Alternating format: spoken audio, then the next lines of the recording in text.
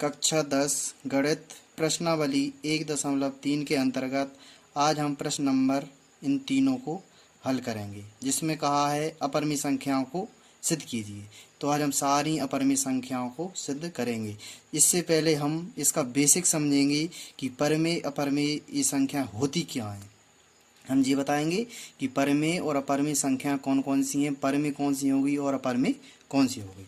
तो सबसे पहले इसका बेसिक समझेंगे हम। देखो, हम इसका बेसिक देंगे सबसे पहले।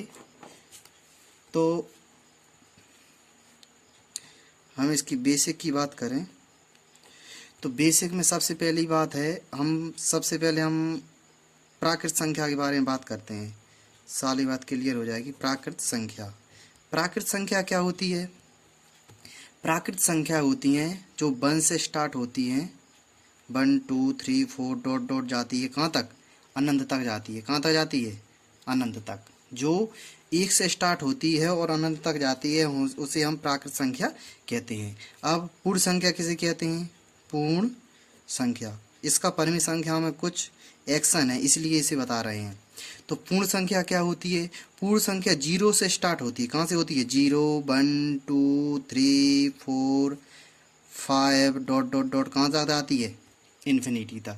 कहाँ तक जाती है? इन्फिनिटी, अनंत। अब तीसरी बात प्राकृत संख्या हो गई, पूर्ण संख्या हो गई। तीसरी बात रहेगा इसमें पूर्णांक, क्योंकि पूर्णांक आवास परिमेय संख्या में होता है। तो पूर्णांक क्या होते हैं? पूर्णांक होते हैं 0 1 2 3 4 डॉट डॉट डॉट चलेगा, इधर प्लस चलेगा और इस साइड में माइनस चलेगा। -1 -2 -3 डॉट डॉट डॉट, जी इधर चलेगा और जी इधर चलेगा। इस प्रकार से जो पूर्णांक होते हैं, इस पूर्णांक का महत्व रहेगा परिमेय संख्या में। ठीक है। अब अपनी बात है अभाज्य संख्या क्या होती हैं? अभाज्य संख्या।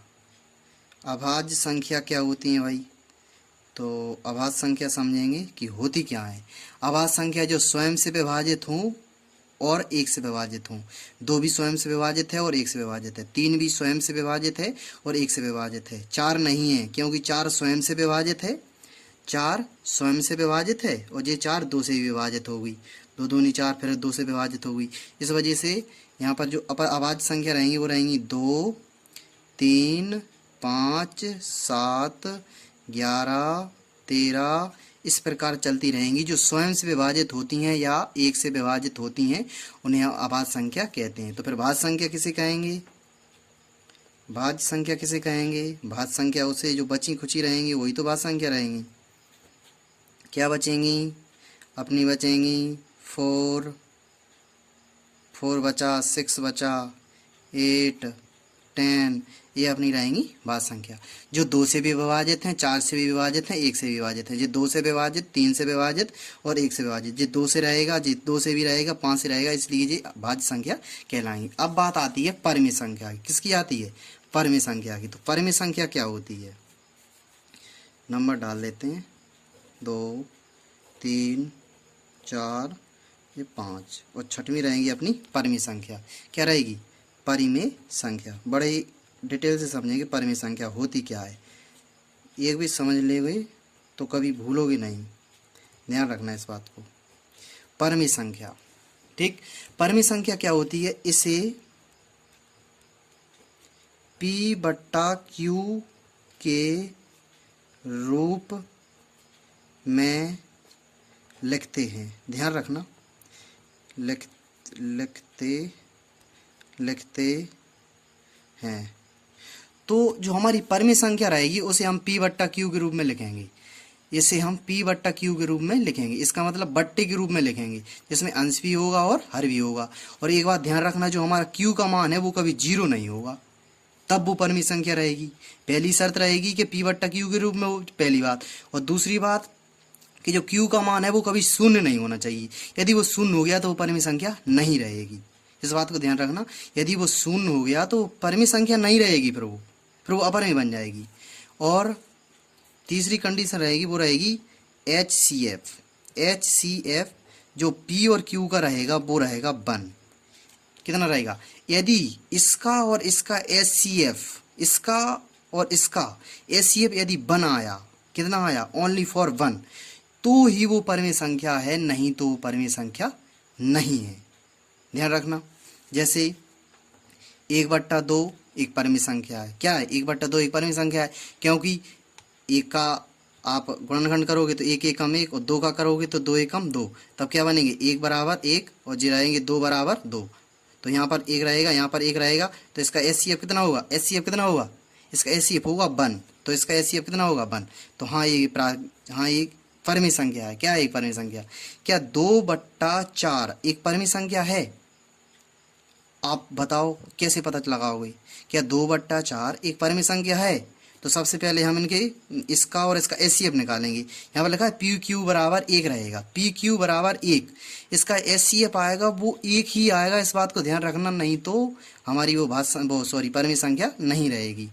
तो हम 2 का करेंगे तो 2 एकम 2, और 4 का करेंगे तो 4 का करेंगे तो 2 दूनी 4, और 2 एकम 2, तो जी बना अपना 2 बराबर 2, और जी बना अपना 4 बराबर 2 गुणा 2, और इसमें हम 1 लिखेंगे और इसमें भी 1 लिखेंगे। तो इसमें एक 2 कॉमन है, कितना है, इसमें एक अपना 2 कॉमन रहेगा और इसमें अपना एक और कॉमन रहेगा, तो J2 और J1, तो एचसीएफ जो बनेगा, एचसीएफ वो कितना बनेगा, एक तो 2 बनेगा और एक 1 बनेगा, तो इसका एचसीएफ कितना बना, इसका एक 2 बनेगा, 1 बनेगा, तो इसका एचसीएफ बनेगा 2, कितना बनेगा 2।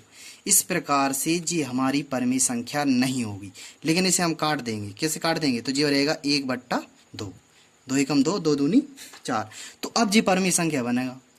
इसका जो बहरूपीय रूप था जी परिमेय नहीं था, लेकिन इसे काटने के बाद परिमेय रहेगा, क्योंकि यदि हम P और Q का यदि हम एचसीएफ निकाले तो उसका एचसीएफ 1 आना चाहिए। इस बात को आप दिमाग में उतार लो, आप परिमेय संख्या में कभी नहीं अटकोगे, ध्यान रखना। और Q का मान 0 नहीं होना चाहिए, जैसे 2/0 तो जो परिमेय संख्या होगी नहीं होगी, नहीं होगी, क्योंकि ये शून्य हो जाएगा, ठीक है, ये परिमेय संख्या नहीं होगी, तो Q का मान 0 नहीं होना चाहिए, ठीक, जी रहेगा अपना। तो अब आती है अगली अपरिमेय संख्या की, क्या रहेगी, अपरिमेय संख्या की, अपरिमेय संख्या, अपरिमेय संख्या, अपरिमेय संख्या। अब हम समझेंगे अपरिमेय संख्या क्या होती है। परिमेय तो हमने बहुत अच्छे डिटेल से समझ लिया, अब अपरिमेय संख्या क्या होती है। तो एक बात ध्यान रखना कि अपरिमेय संख्या जो होगी इसे रूट के अंदर अभाज्य संख्या लिखी जाएंगी। क्या लिखी जाएंगी, अभाज्य संख्याएं, अभाज्य संख्याएं, क्या लिखी जाएंगी, अभाज्य संख्याएं। रूट के अंदर लिखेंगे हम अभाज्य संख्याएं, बात समझ रहे हैं ना, रूट के अंदर लिखेंगे हम अभाज्य संख्याएं। जैसे अभाज्य संख्याएं क्या निकली थी अपनी, 2, 3, 5, 7, 11, 13, ये अपनी अभाज्य संख्या थी। 2, 3, 5, 7, 11, 13 ये अपनी अभाज्य संख्या थी। तो इनको हम लिख देंगे तो जी बन जाएंगी अपनी अपरिमेय संख्या। तो रहेगा √2, √3, √5, √7, और इस प्रकार जी अपनी अभाज्य संख्या इसमें अंदर आ जाएंगी अभाज्य संख्या। तो इस प्रकार हमारी जी परिमेय संख्या है वो बन जाएंगी। इस प्रकार जी हमारी परिमेय संख्या हो गई, इस प्रकार अपरिमेय बनेंगी, और इस प्रकार हमारी जो है परिमेय बनेंगी, ठीक। अब इसके अंतर्गत एक बात और ध्यान रखना, जी हो गई अपनी। और यदि ये रहेगा 1.001, फिर 0 0, यहाँ पर 2 0 थे, फिर 3 0, फिर यहाँ पर रहेंगे 1 2 3, फिर 1, यहाँ पर भी 3 थे तो यहाँ पर एक और हो जाएगा, फिर 0 0 0, यहाँ पर 4 थे तो ना हो जाएंगे 5, फिर 1। इस प्रकार ये प्रक्रिया चलती रहेगी, इस बात को ध्यान रखना। यहाँ पर 2 0, यहाँ पर 3 0, यहाँ पर 4 0, अगर यह प्रक्रिया चलती रहेगी तो ये रहेगा अशांत। क्या रहेगा, अशांत रहेगा और अनावर्ती रहेगा, अनावर्ती, अनावर्ती, अशांत अनावर्ती रहेगा। इस वजह से यह भी एक अपरिमेय रहेगी। ये संख्या यदि ऑब्जेक्ट टाइप में पूछे तो आप बताना कि इस प्रकार की जो संख्या रहेगी वो रहेगी अपरिमेय। क्या रहेगी, अपरिमेय, जो कि हम अपरिमेय पढ़ रहे हैं। ये रहेगी अपनी अपरिमेय, ये भी रहेगी क्या, अपरिमेय। इस प्रकार की अपरिमेय रहेगी, ठीक।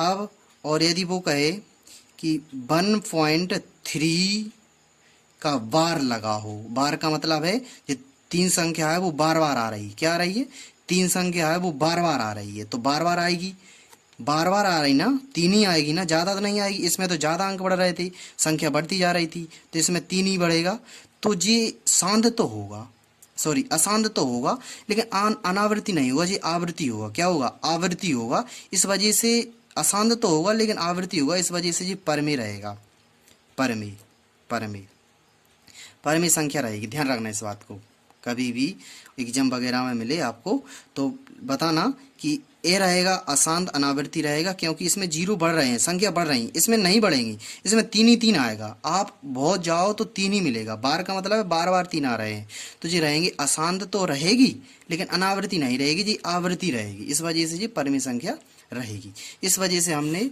इस तरह हमने परमेय और अपरमेय बड़ा ही डिटेल से समझ लिया। अब हम इसके कुछ प्रश्न को हल करेंगे। तो सबसे पहले हम इसके उदाहरण को लेके चलेंगे। तो सबसे पहला जो उदाहरण है उसमें लिखा है 10, सॉरी कुछ प्रमेय है इसमें, इसमें प्रश्न ही रहेगी अपनी, काफ़ी इम्पोर्टेंट है, इसमें एक प्रमेय रहेगी अपनी, जी रही अपनी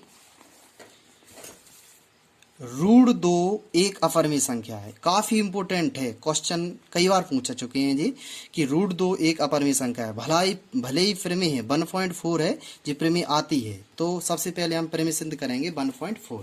तो उसने कहा रूट टू एक अपरमेय संख्या है, तो हम देखते हैं रूट टू एक अपरमेय संख्या है उसने कहा है। तो हमें ये बात सिद्ध करना है कि क्या रूट टू सच में एक अपरमेय संख्या होती है, आप बता सकते हैं इस बात को। तो हम देखते हैं कितना है,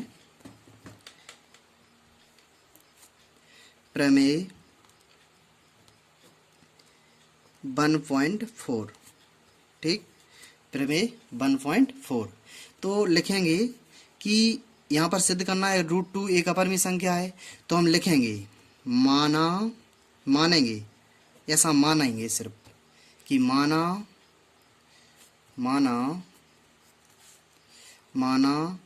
रूट दो एक परिमेय संख्या है, रूट दो एक परिमेय संख्या है, ऐसा हमने मान लिया। चूंकि हमें पता है कि रूट दो अपरमेय संख्या है, यह बात हम जानते हैं, उसमें सिद्ध करने को कहा है, तो हमने मान लिया, उल्टा मान लिया कि रूट टू जो है वो एक परिमेय संख्या है, ऐसा हमने मान लिया। तो हम क्या करेंगे कि रूट टू के बराबर में मानेंगे हम पी बट्टा क्यू, क्या मानेंगे, रूट टू के बराबर में मानेंगे हम पी बट्टा क्यू, जहां यहाँ पर लिखना जहां P और Q पूर्णांक हैं, क्योंकि P और Q पूर्णांक होंगे, यहाँ पर 2 लिखो 4 लिखो -2 -5 तो वो पूर्णांक रहेंगे, अभी बताया था। तो ये P और Q पूर्णांक है, तो हम क्या करेंगे कि दोनों पक्षों का वर्ग कर देंगे। और एक बात और लिखनी ना, जहाँ पर Q का मान 0 नहीं होता और HCF रहेगा, वो अपना रहेगा HCF रहेगा, P और Q का वो रहेगा 1। ये अपन परमेय को मान के चल रहा है, परमेय की कंडीशन कहती हैं ये सब। तो यहाँ पर लिखेंगे अपन दोनों पक्षों का वर्ग, दोनों पक्षों का वर्ग हम दोनों पक्षों का वर्ग कर देंगे इनका। तो रूट दो का भी हम वर्ग करेंगे और हम P बट्टा Q का भी हम वर्ग करेंगे, ठीक, दोनों पक्षों का किया हमने वर्ग। तो रूट से और जे स्क्वायर कट जाएगा तो बचेगा 2 और जे हो जाएगा P स्क्वायर और जे हो जाएगा अपना Q स्क्वायर, ठीक। अब इसका गुणा हम इसमें करेंगे, यहाँ पर एक मान लेते हैं, क्या मानेंगे, इसका इसमें होगा, इसका इसमें होगा, नीचे के नीचे नहीं होगा क्योंकि जी बराबर है, प्लस होता तो हो जाता। तो इसका इसमें होगा तो ये रहेगा 2Q स्क्वायर बराबर P स्क्वायर, या हम इसे ऐसा लिख सकते हैं कि P स्क्वायर बराबर 2Q स्क्वायर, हम ऐसा लिख सकते हैं। इस संख्या को इस साइड, इसको इस साइड लिख ली। अच्छा, आप एक बात बताओ, यहाँ पर लिखेंगे चूंकि P स्क्वायर पी स्क्वायर 2 से पी स्क्वायर 2 से विभाजित है, विभाजित है, विभाजित है। कैसे है देखो, पी स्क्वायर है वो 2 से विभाजित है। जो पी स्क्वायर का मान है वो कितना है 2q स्क्वायर, तो पी स्क्वायर का मान 2 भी है और q भी है। आप q का मान नहीं कह सकते 2, q का तो वो गुणांक है, मान तो है वो p का। किसका मान है p का। तो यदि आप यहाँ पर 2 कर दें, विभाजित में 2 करेंगे तो 2 से 2 कट जाएगा, तो इसका मतलब p 2 से विभाजित होगा कि नहीं होगा, पी स्क्वायर रहेगा वो 2 से विभाजित रहेगा। इसी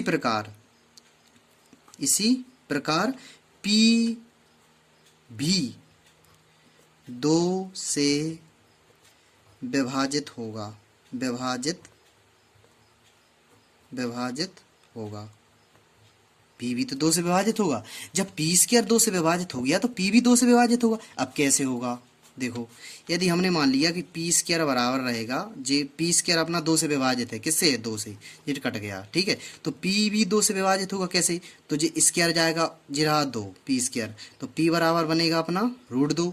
यहाँ पर स्क्वायर हटेगा तो इधर रूट चढ़ जाएगा, और p बराबर √2। √2 को हम क्या लिख सकते हैं, ऐसा लिख सकते हैं। इसमें हम 2 का भाग दें तो इससे जी कट जाएगा, तो क्या बचेगा, 1 से स्क्वायर है तो 1 कट जाएगा, तो ओनली क्या बचेगा 2। तो p भी 2 से विभाजित है। आई ना बात समझ में। जब पी स्क्वायर 2 से विभाजित है तो p भी 2 से विभाजित होगा ही। तो हमने लिख दिया कि p भी 2 से विभाजित है। कितने से विभाजित है, 2 से विभाजित है, ठीक। हाँ, तो अब आपने जी मान लिया। अब लिखेंगे माना हमने p है ना, तो p बराबर मानेंगे हम 2 है ना, तो आपने मान लिए 2k। क्या मानेंगे 2k, ठीक है। 5 होते तो यहाँ पर आप 5 मान सकते थे यहाँ पर, ठीक है। तो 2k मान लीजिए। अब हम इसे मान लेते हैं समीकरण नंबर 1। p का मान समीकरण 1 में रखने पर, p का मान समीकरण 1 में रखने पर, समीकरण 1 में रखने पर, तो समीकरण 1 कौन सा है अपना, पी स्क्वायर बराबर 2q स्क्वायर। तो p का मान है अपना 2k, और स्क्वायर है तो स्क्वायर लगा देंगे, और 2 का 2 और q स्क्वायर रहेगा अपना, नहीं रहेगा। तो इसका इसे जब खोलेंगे तो ये रहेंगे, हो जाएंगे 4k स्क्वायर, और जी रहेंगे अपने 2q है स्क्वायर। ये 2 से ये 4 कट जाएंगे तो रहेंगे यहाँ पर बचेंगे 2, तो ये बचेंगे अपने 2k स्क्वायर। कितने बचेंगे 2k स्क्वायर बराबर, इससे ये कट गए, 2 दूनी 4, 2k स्क्वायर बराबर q स्क्वायर। तो इसे हम ऐसा भी लिख सकते हैं, q स्क्वायर बराबर 2k स्क्वायर, ठीक। अब वही कंडीशन फिर बनी अपनी, जब q स्क्वायर 2 से विभाजित है, आप यहाँ पर 2 का गुणा कर सकते हैं, तो q भी 2 से विभाजित होगा। तो यहाँ पर लिखेंगे चूंकि q स्क्वायर 2 से विभाजित है, q स्क्वायर 2 से विभाजित है, q स्क्वायर 2 से विभाजित है, तो q भी 2 से विभाजित होगा। क्या होगा, विभाजित होगा, ठीक। तो यहाँ पर लिखेंगे इसलिए अतः, ठीक है, अतः p और q दोनों 2 से विभाजित हैं, दोनों 2 से विभाजित हैं, दोनों 2 से विभाजित हैं। तो p और q दोनों 2 से विभाजित हैं। कितने से हैं, 2 से हैं। तो इसका HCF कितना रहेगा, 2 रहेगा। कितना रहेगा, 2, यानी जी बनेगा 2/2। तो इसका आप गुणनखंड करोगे ना, तो ये रहेगा 2 × 1 2 × 1, तो जी आ जाएगा, तो HCF बनेगा 2। कितना बनेगा, 2 बनेगा। तो HCF रहेगा 2, तो क्या है HCF बराबर p × q not equal to 1। ध्यान रखना इस बात को, क्योंकि HCF वो आएगा, वो 1 नहीं आ रहा है, इसका HCF 2 आ रहा है। कितना आ रहा है? 2। इसलिए एक अवधारणा हमारी गलत सिद्ध हो गई। क्या गलत सिद्ध हुई? जो हमने माना था कि √2 एक परिमित संख्या से हम मान के चल रहे थे, तो ये अपनी अवधारणा है वो गलत हो गई, क्योंकि इसका जो HCF बना वो 1 नहीं बना, वो 2 बना। इस वजह से हमारी जो अवधारणा है वो गलत हो गई। इसी प्रकार हम लिखेंगे, तो यहाँ पर हम लिखेंगे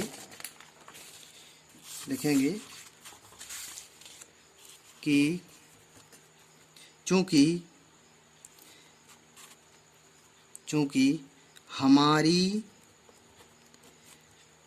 अवधारणा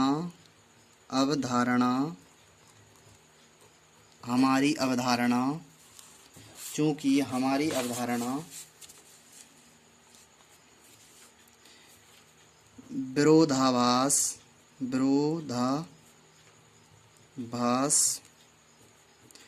प्रकट होती है। हमारी जो अवधारणा, जो हमारा मानना था कि √2 एक परिमित संख्या है, लेकिन वो गलत सिद्ध हो गया। इसका मतलब क्या रहेगा कि √2 एक अपरिमेय संख्या है। हमने ये सिद्ध कर दिया कि सच है ये बात कि √2 एक अपरिमेय संख्या है। यही हमें सिद्ध करना था। बड़ा ही महत्वपूर्ण प्रश्न है, ठीक है, यही हमें सिद्ध करना था, तो हमने सिद्ध कर दिया। अब हम प्रश्न नंबर अगला देखेंगे, इसी का उदाहरण नंबर 9। कितना? उदाहरण नंबर 9।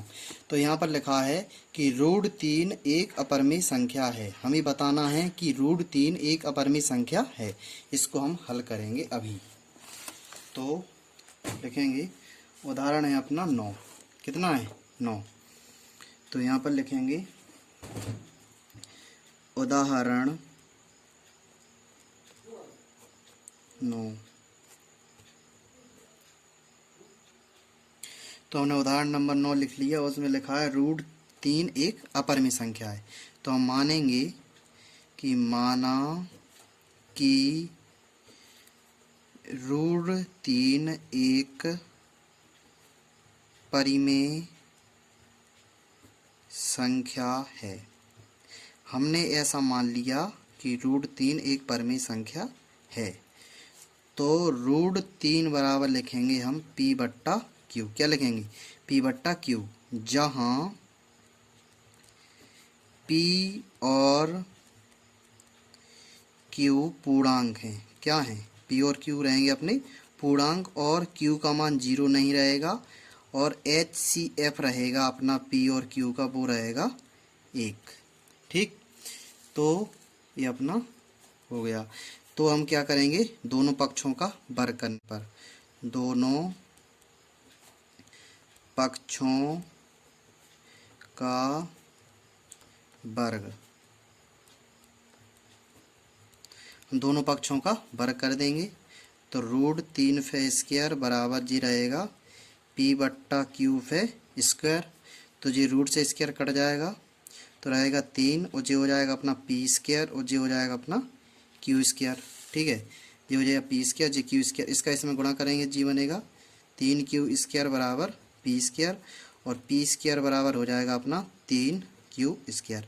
P स्क्वायर यहाँ पर 3 से विभाजित है। किससे विभाजित है? P स्क्वायर 3 से विभाजित है, तो P भी 3 से विभाजित होगा। तो चूँकि P स्क्वायर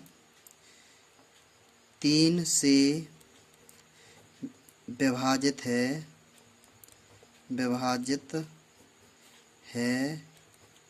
तब P भी 3 से विभाजित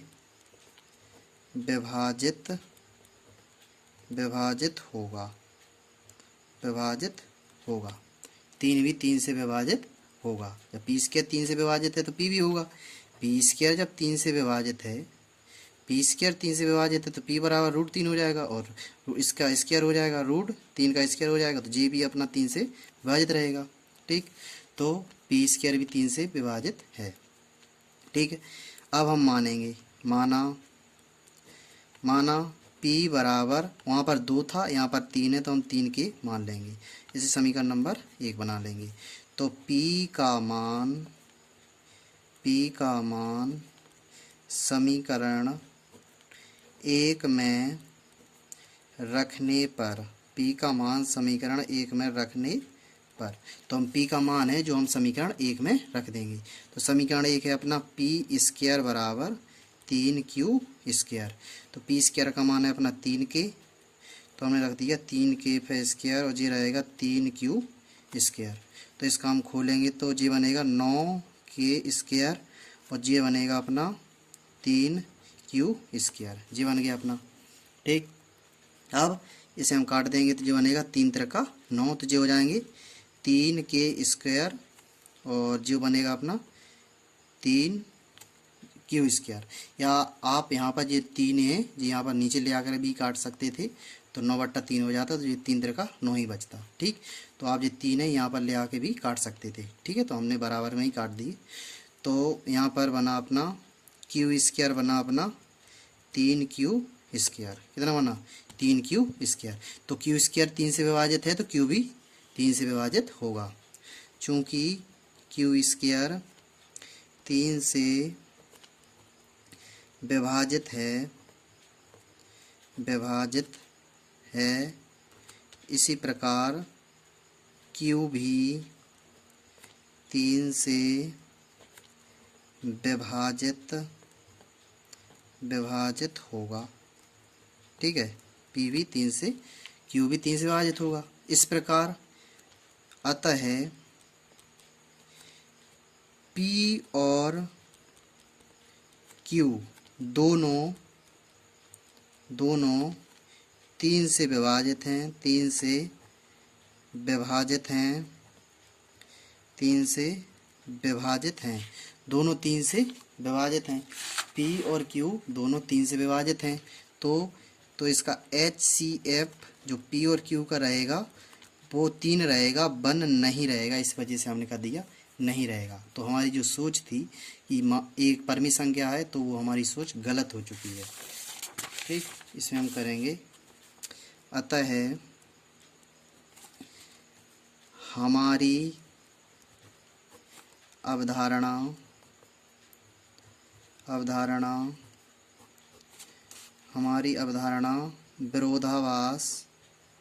विरोधाभास प्रकट होती है।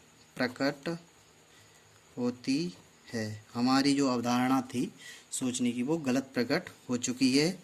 तो √3 एक अपरिमेय संख्या है। √3 क्या है? एक अपरिमेय संख्या है। यही हमें सिद्ध करना था, जो हमने सिद्ध कर दिया। अब हम अगला उदाहरण देखेंगे, उदाहरण नंबर 10। तो उदाहरण नंबर 10 देखेंगे तो इसमें लिखा है कि दर्शाइए कि 5 - √3 एक अपरिमेय संख्या है। 5 - √3 एक अपरिमेय संख्या है। उदाहरण नंबर 10 रहेगा अपना। कितना रहेगा? उदाहरण नंबर अपना 10 रहेगा। ठीक है, जिसमें कहा है उसने कि 5 - √3, तो हम माना कि 5 - √3 एक परिमेय संख्या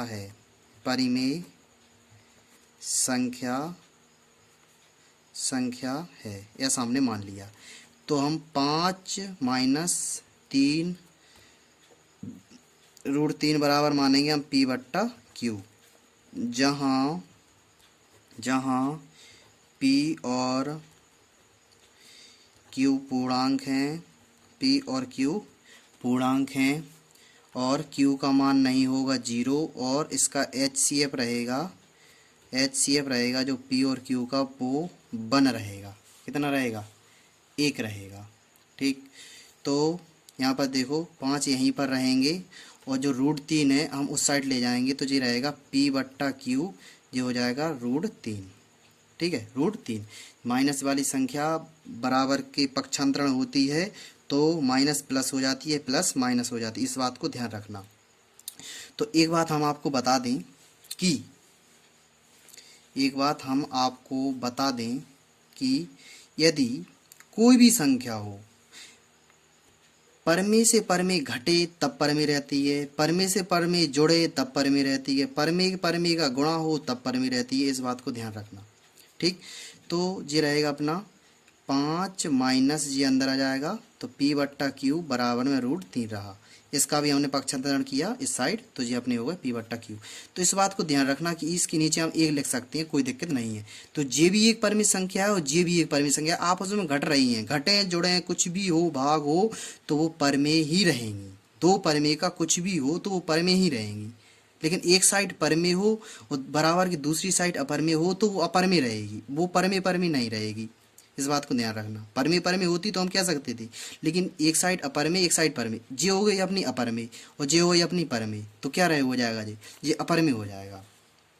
ध्यान रखना इस बात को, एक साइड परमेय एक साइड अपरमेय, तो ये रहा √3 बराबर 5 माइनस P/Q। तो यहाँ पर हम लिखेंगे चूंकि 5 माइनस P/Q एक परमेय संख्या है, 5 माइनस P/Q एक परमेय संख्या है और √3 एक अपरिमेय संख्या है, अपरिमेय संख्या है। ऐसा हमने लिख दिया कि जे परमेय है और जे अपरमेय। इस बात को ध्यान रखना कि अपरमेय के बराबर परमेय नहीं हो सकती, या दोनों अपरमेय हो या एक ही, या दोनों परमेय हो तो वो अपरमेय रहेगी या परमेय रहेगी। इस वजह से ये अपरमेय है, ये परमेय, इस वजह से ये अपरमेय रहेगी। क्या रहेगी, अपरमेय। ये अपरमेय है, ये परमेय है, तो इस वजह से अपरमेय हो चुकी है। तो हम लिखेंगे कि अतः हमारी अवधारणा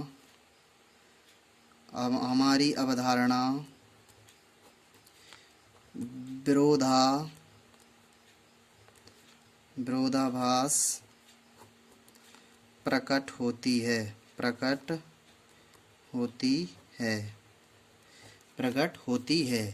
5 माइनस √3 एक अपरिमेय संख्या है, एक अपरिमेय संख्या है। जी हमारा सिद्ध हो गया। यहाँ पर लिखेंगे हम इति सिद्धम, यही हमें सिद्ध करना था। जी हमारा सिद्ध हो गया। ठीक है, यही हमें सिद्ध करना था। अब हम उदाहरण नंबर 11 देखेंगे। उदाहरण नंबर 11 में लिखा है कि दर्शाइए कि 3√2 एक अपरिमेय संख्या है। ठीक है, तो 3√2 उदाहरण नंबर है अपना 11। उदाहरण नंबर है 11। उदाहरण नंबर उसने कहा है, हम लिखेंगे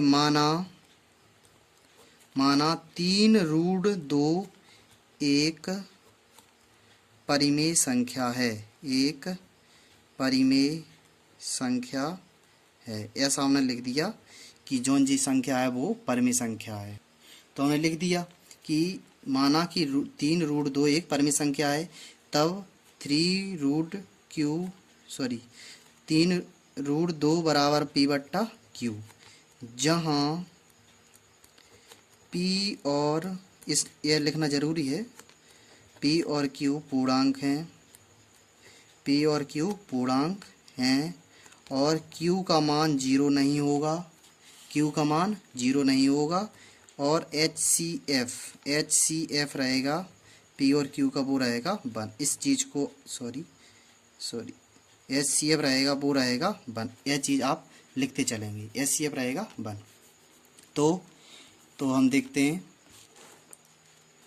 अब √2 यहीं रहेगा और P/Q यहीं रहेगा और जी गुणा की संख्या भाग में जाती है तो जी आ जाएगी यहाँ, तो जी हो जाएगा 3q। जे अपर में बन चुकी है, जे पर में बन चुकी है, इस वजह से सिद्ध हो गया कि जे अपर में संख्या है। तो लिखेंगे चूंकि p बट्टा 3q एक परिमेय संख्या है, एक परिमेय संख्या है।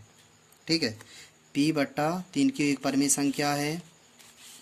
ठीक है, परिमेय संख्या है। और रूट दो एक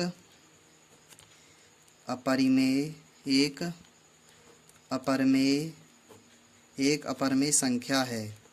और अपरमेय के बराबर परमेय हो तो वो अपरमेय ही रहेगी, कभी परमेय नहीं होगी। तो जो हो गया परमेय और जो हो गया अपरमेय। तो हम कहेंगे कि अतः हमारी अवधारणा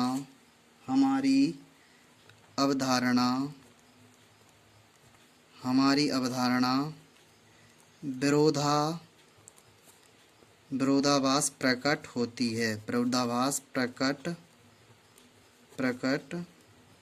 होती है। हमारी जो अवधारणा है वो विरोधाभास प्रकट होती है।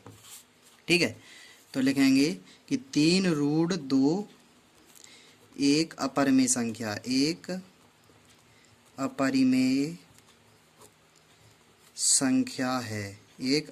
संख्या है। जी हमने लिख दिया।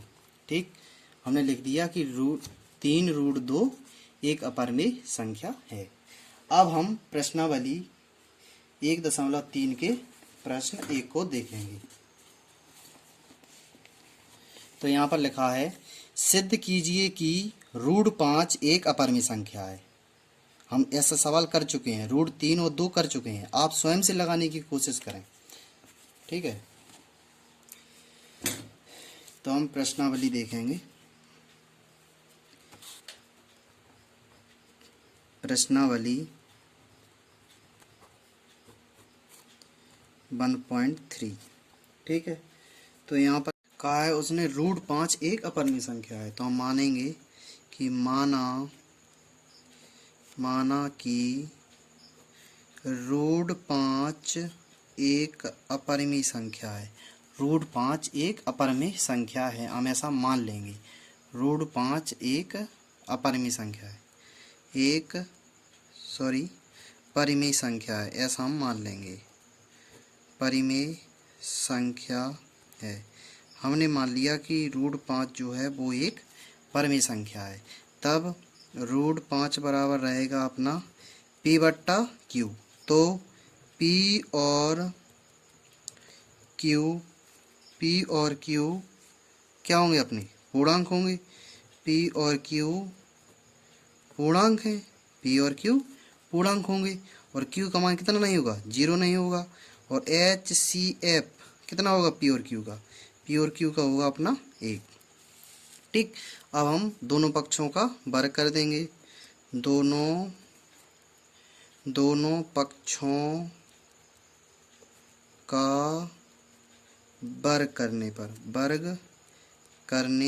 पर दोनों पक्षों का हम वर्ग कर देंगे तो हो जाएगा √5 बराबर रहेगा p बट्टा q और इस पे होल स्क्वायर रहेगा। ठीक, तो ये रूट से स्क्वायर कट जाएगा तो बचेगा अपना 5 और ये हो जाएगा p² बट्टा q²। इसका इसमें गुणा हो जाएगा तो ये बचेगा 5q² बराबर p²। ठीक, p² को इस साइड लिख लेंगे तो ये रहेगा 5q²। p² किससे विभाजित है? 5 से विभाजित है, तो p भी 5 से विभाजित होगा। लिखेंगे चूंकि p² 5 से विभाजित है, p² 5 से विभाजित है, तब p भी 5 से विभाजित होगा। p भी क्या होगा? 5 से विभाजित होगा। तो p 5 से विभाजित होगा, तब हम माना इसे समीकरण नंबर 1 मानेंगे। माना कि p बराबर 5 की 5 है तो हम 5 मानते हैं। ठीक, तो पी का मान समीकरण 1 में हम रख देंगे। तो पी का मान समीकरण 1 में रखने पर, समीकरण 1 में रखने पर, तो आप समीकरण 1 में रख दो। ये रहेगा अपना पी स्क्वायर है और ये है 5q स्क्वायर। तो पी का मान है अपना 5k, तो ये हो जाएगा 5k है स्क्वायर और ये 5q स्क्वायर। तो इसका आप वर्ग खोलोगे तो ये हो जाएंगे अपने 25k स्क्वायर और ये अपने हैं 5q स्क्वायर। गुणा की संख्या भाग में जाती है तो ये हो जाएंगे 25q स्क्वायर और ये 5 इधर आएंगे नीचे, तो ये हो जाएगा q स्क्वायर। 5 एकम 5 पचम 25, ये बचेंगे अपने 5k स्क्वायर बराबर q स्क्वायर। ठीक, और इसे हम इस प्रकार भी लिख सकते हैं कि q स्क्वायर बराबर 5k स्क्वायर। ठीक, इसे इस प्रकार लिख दिया हमने। तब हमने क्या देखा कि q स्क्वायर 5 से विभाजित है, q स्क्वायर 5 से विभाजित है तो q भी 5 से विभाजित होगा। तो हम लिखेंगे कि q स्क्वायर 5 से विभाजित है, 5 से विभाजित है, 5 से विभाजित है। तब q भी 5 से विभाजित होगा, q भी 5 से विभाजित होगा, विभाजित होगा। ठीक, ये भी 5 से विभाजित होगा। तो हम लिखेंगे कि अतः p और q दोनों 5 से विभाजित हैं, दोनों 5 से विभाजित हैं, विभाजित हैं, दोनों 5 से विभाजित हैं। तो इसका जो HCF होगा वो 5 ही रहेगा P और Q का, तो इस वजह से ये नॉट इक्वल टू 1। तो अतः लिखेंगे कि इसलिए हमारी अवधारणा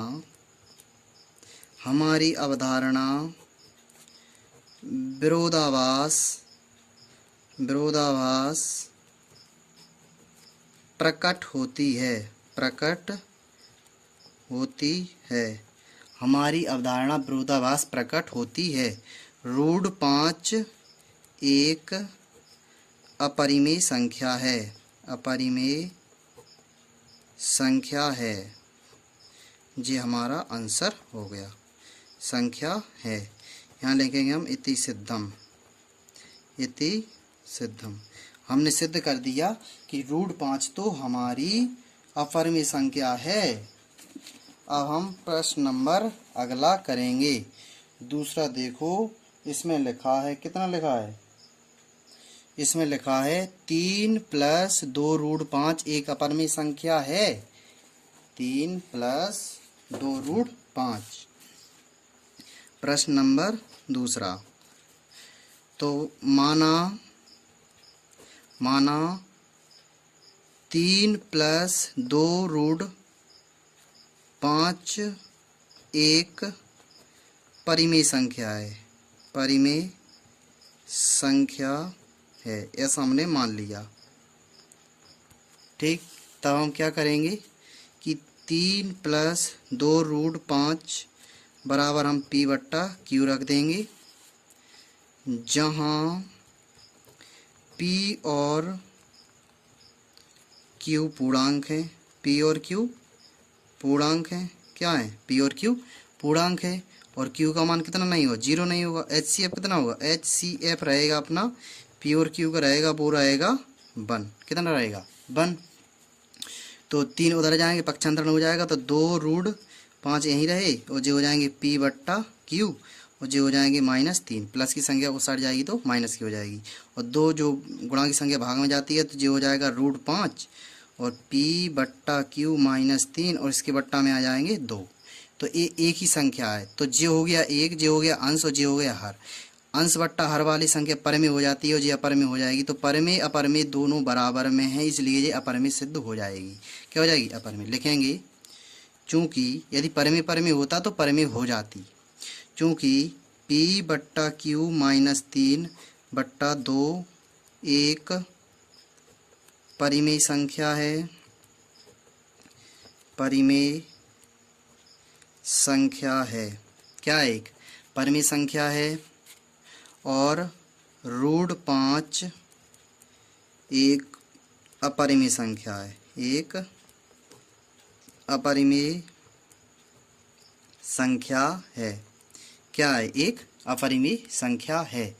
तो अतः हमारी अवधारणा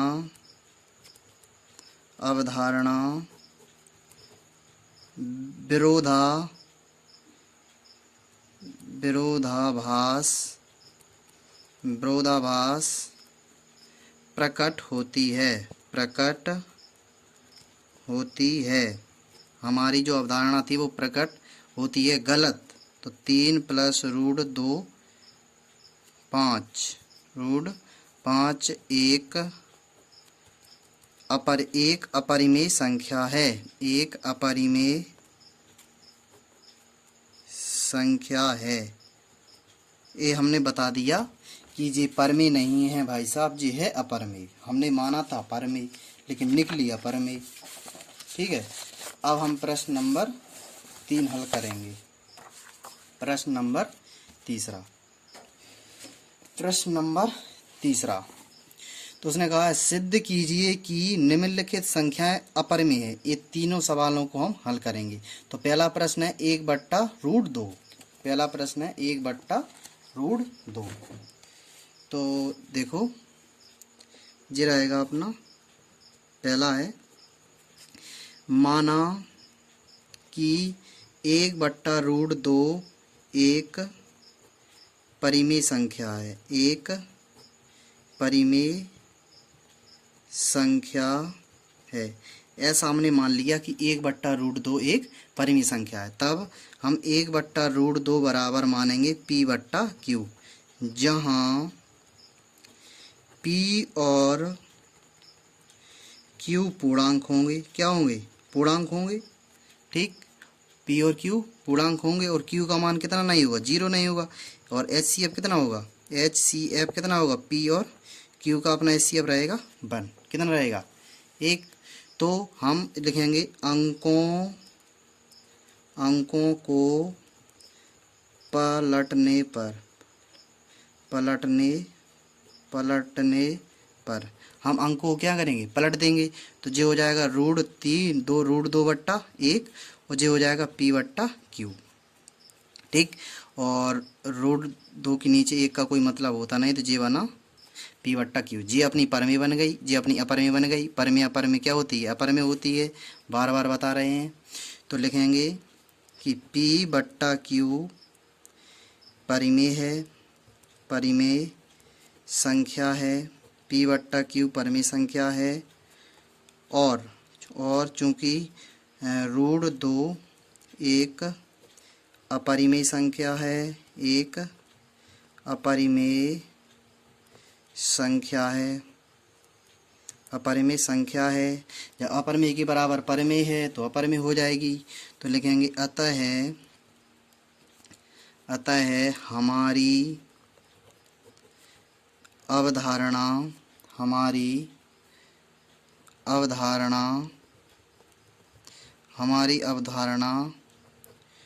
विरोधाभास प्रकट होती है। हमारी अवधारणा विरोधाभास प्रकट होती है। 1/√2, चूंकि 1/√2 अपरिमेय संख्या है। क्या है? अपरिमेय संख्या है, अपरिमेय संख्या है। ये हमने निकाल दिया। यही हमें सिद्ध करना था। इति सिद्धम, यही हमें सिद्ध करना था। ठीक। अब इसका अगला प्रश्न है दूसरा दिया है उन्होंने 7√5। कितना दिया है? जी दिया है 7√5। तो लिखेंगे माना कि 7√5 एक परिमेय संख्या, एक परिमेय संख्या है। हमने ऐसा मान लिया कि ये एक परिमेय संख्या है, तब 7√5 बराबर रहेगा P बट्टा Q। कितना रहेगा? P बट्टा Q, जहाँ P और Q पूर्णांक हैं। P और Q पूर्णांक हैं। क्या रहेंगे? P और Q अपना रहेगा पूर्णांक। क्या रहेगा? पूर्णांक। तब ये 7 है, इंटू में है तो भाग में जाएगा, तो रहेगा √5 बराबर P बट्टा Q। 7 नीचे आ जाएगा तो जे हो जाएगा, जे हो जाएगी परमेय और जे हो जाएगी अपरमेय। जे परमेय और अपरमेय तो अपना अपरमेय सिद्ध हो जाएगा। चूँकि P बट्टा 7Q अपरिमेय संख्या है। ठीक है, P बट्टा 7Q अपरिमेय संख्या है और √5 एक परिमेय संख्या है। एक परिमेय संख्या है। क्या है? एक ये अपनी परिमेय संख्या है, तो हम कहेंगे कि अतः हमारी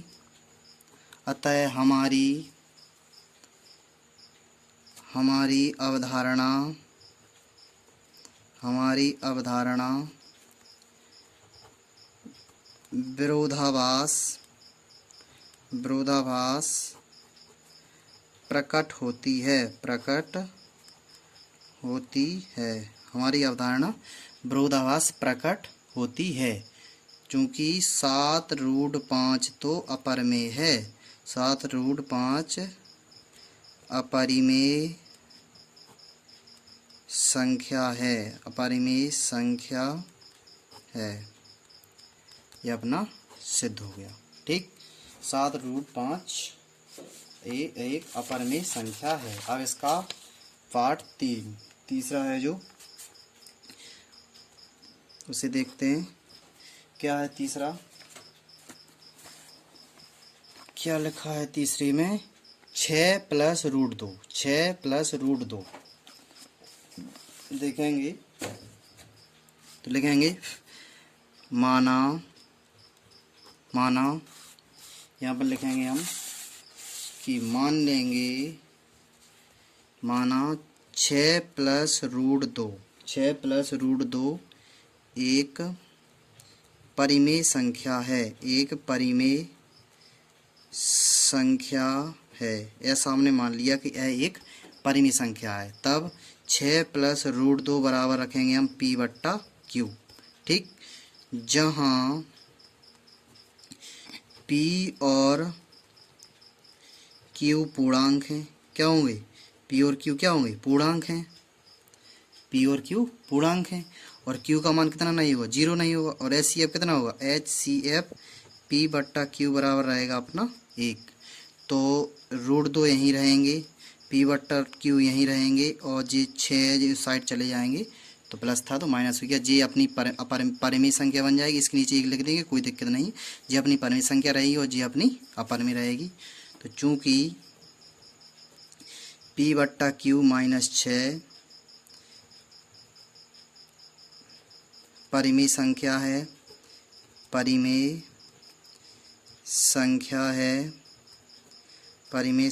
है और √2 एक अपरिमेय संख्या है। हमने ऐसा लिख दिया कि √2 एक अपरिमेय संख्या है। अतः हमारी अवधारणा